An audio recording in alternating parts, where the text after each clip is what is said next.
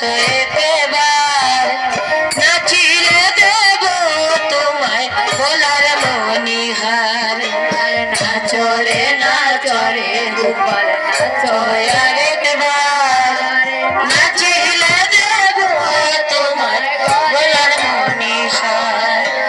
নাচে জাদু মনি নাচিলে দেব তোমায় শরণ নাচে জাদু মনি নাচিলে দেব তোমায় শরণ। গোপাল তোমার নন্দরানী মা গোপাল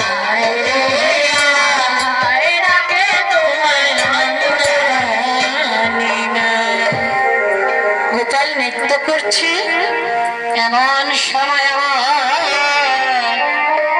নন্দরানী মা রোহিণী মা এসে বললেন, যশোদা অনেক বেলা হয়ে যাচ্ছে, গোপালকে নিয়ে এত খেলায় মগ্ন আছিস, শালগ্রাম গিরিধারে সবার জন্য আমরা জল আনতে যাব।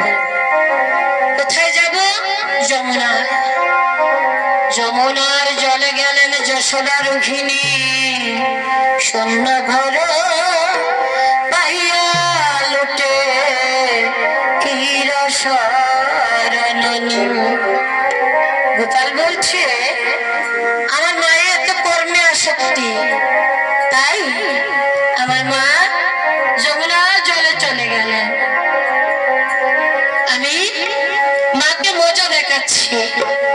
ওই গোপাল সঙ্গে সঙ্গে ঘরে গিয়ে প্রবেশ করে।